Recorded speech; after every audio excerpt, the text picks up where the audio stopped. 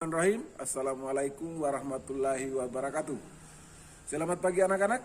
Bagaimana kabarnya hari ini? Bapak Guru berharap anak-anak semua dalam keadaan sehat, siap dan semangat untuk mengikuti pelajaran hari ini. Anak-anak, hari ini kita sudah masuk pada tema 2 tentang persatuan dalam perbedaan, subtema 1 tentang rukun dalam perbedaan. Namun anak-anak, sebelum kita belajar, marilah kita berdoa bersama-sama. Semoga pada hari ini kita semua dalam lindungannya dan selalu diberi kesehatan serta selalu semangat dalam mengikuti pelajaran. Baiklah anak-anak, berdoa dimulai. Doa selesai. Nah anak-anak, tujuan pembelajaran kita pada hari ini yang pertama, setelah membaca teks sejarah peristiwa proklamasi kemerdekaan Indonesia, peserta didik mampu menemukan informasi penting menggunakan aspek kata tanya apa, di mana, kapan, siapa, mengapa, dan bagaimana pada peta pikiran dengan tepat.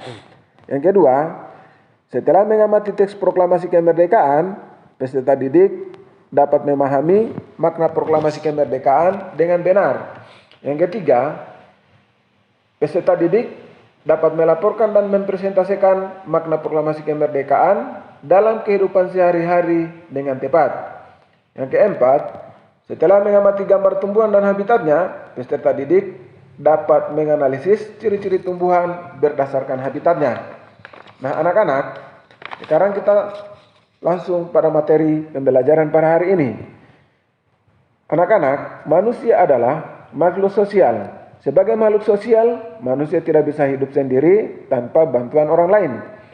Meskipun di dalam masyarakat terdapat beragam adat istiadat dan kebiasaan, manusia harus selalu menjaga kerukunan agar tercipta hubungan yang harmonis.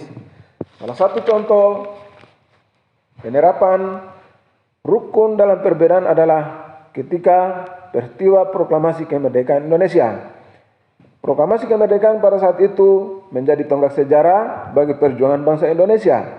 Meskipun terdiri atas bermacam-macam suku, rakyat Indonesia tetap bersatu dalam memproklamasikan kemerdekaan negara Indonesia. Jadi anak-anak, kita selalu mendengar petugas upacara membacakan teks proklamasi. Sebagian rakyat juga bisa mendengar teks proklamasi melalui radio, televisi, YouTube, atau tempat-tempat lain. Teks proklamasi yang dibacakan memiliki sejarah bagi bangsa Indonesia. Jadi, anak-anak, peristiwa proklamasi kemerdekaan Indonesia itu memiliki sejarah panjang. Proklamasi kemerdekaan yang dilakukan tanggal 17 Agustus 1945 itu menjadi peristiwa penting bagi bangsa Indonesia. Peristiwa tersebut menjadi tonggak sejarah di mana bangsa Indonesia berhak atas kemerdekaan dan wajib mempertahankannya. Diawali dengan dijatuhkannya bom atom oleh tentara Amerika Serikat pada tanggal 6 Agustus 1945 di kota Hiroshima dan pada tanggal 9 Agustus 1945 di kota Nagasaki, Jepang akhirnya menyerah kepada tentara sekutu. Peristiwa ini dijadikan kesempatan oleh bangsa Indonesia untuk segera membebaskan diri dari penjajahan bangsa Jepang. Teks proklamasi ditulis di Rumah Laksamana Takashi Maeda, Jalan Imam Bonjol, nomor 1 Jakarta. Para penyusun teks proklamasi adalah Insinyur Soekarno, Dr.S. Muhammad Hatta, dan Mr. Ahmad Subarjo. Konsep teks proklamasi ditulis oleh Insinyur Soekarno. Saat itu juga hadir BM Diah, Seyuti Malik, Soekarni, dan Sudirohusodo. Soekarni mengusulkan agar yang menandatangani teks proklamasi itu adalah Insinyur Soekarno dan Dr. Andus Muhammad Hatta atas nama bangsa Indonesia. Teks proklamasi diketik oleh Seyuti Malik. Pagi harinya, 17 Agustus 1945, di kediaman Soekarno, Jalan Pegangsaan Timur nomor 56 Jakarta, telah hadir antara lain Suwiryo, Wilopo, Gafar, Pringgadikdo, Tabrani, dan Trimurti. Acara dimulai pada pukul 10.00 dengan pembacaan proklamasi oleh Soekarno dan disambung pidato singkat tanpa teks. Kemudian bendera merah putih yang telah dijahit oleh Ibu Fatmawati dikibarkan. Jadi anak-anak, itulah salah satu sejarah perjuangan memproklamasikan kemerdekaan Indonesia yang perlu anak-anak tahu. Yang membacakan teks proklamasi pada saat itu adalah Insinyur Soekarno, dan yang menjahit bendera merah putih adalah Ibu Fatmawati. Anak-anak, dari teks sejarah peristiwa proklamasi yang Bapak Guru jelaskan tadi, kalian bisa membuat kalimat tanya dengan menggunakan aspek kata tanya apa, siapa, kapan, di mana, mengapa, dan bagaimana. Kalian bisa melengkapi peta pikiran yang Bapak Guru sudah bagikan di LKPD dengan menggunakan aspek kata tanya tadi. Jadi anak-anak, tugas kalian sebentar melengkapi peta pikiran yang ada di LKPD. Nah anak-anak, sejarah peristiwa proklamasi yang Bapak Guru jelaskan tadi merupakan salah satu contoh pencerminan persatuan dalam perbedaan. Anak-anak, tahukah kalian bahwa diperlukan kemampuan untuk melakukan penyesuaian atau adaptasi ketika kita ingin menciptakan kerukunan dalam perbedaan? Adaptasi mengatakan di mana bumi dipijak, di situ langit dijunjung. Artinya bahwa dimanapun kita berada di tempat baru, harus kita mampu menyesuaikan diri dalam keadaan setempat agar kita bisa diterima dan hidup berdampingan dengan damai.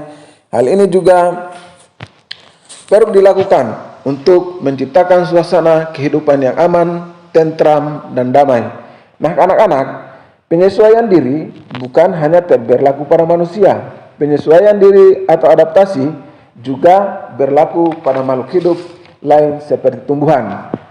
Tahukah kalian bahwa tumbuhan harus menyesuaikan diri pada tempatnya untuk tetap bertahan hidup? Salah satu contohnya anak-anak, yaitu bunga teratai. Kalian harus tahu bahwa bunga teratai itu adalah tumbuhan yang hidup di air. Agar dapat menyesuaikan diri, tanaman ini memiliki akar di bawah air, tangkai daunnya tumbuh menjalar sehingga daun teratai dapat mengapung di air.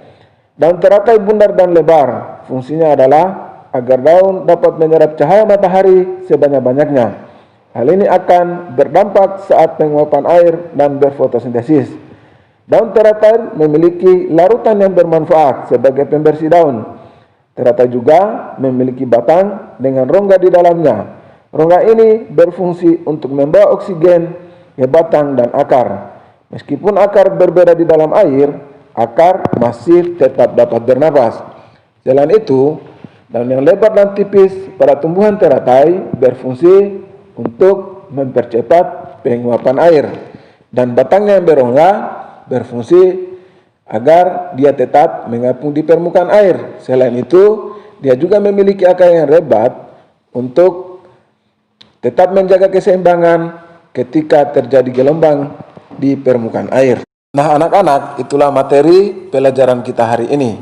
Selanjutnya anak-anak silakan selesaikan LKPD yang tugas di LKPD yang sudah Bapak Guru bagikan, dan setelah selesai anak-anak bisa mengirim hasil pekerjaan kalian di WA pribadi Bapak Guru.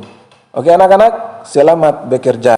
Baiklah anak-anak, dari pembelajaran hari ini Bapak Guru berkesimpulan bahwa setiap manusia harus bisa menempatkan dirinya atau menyesuaikan dirinya dimanapun dia berada, agar selalu tercipta kehidupan yang harmonis, aman, tentram, dan damai. Baiklah, pembelajaran hari ini cukup sekian, dan saya akhiri dengan ucapan Alhamdulillahirabbil alamin.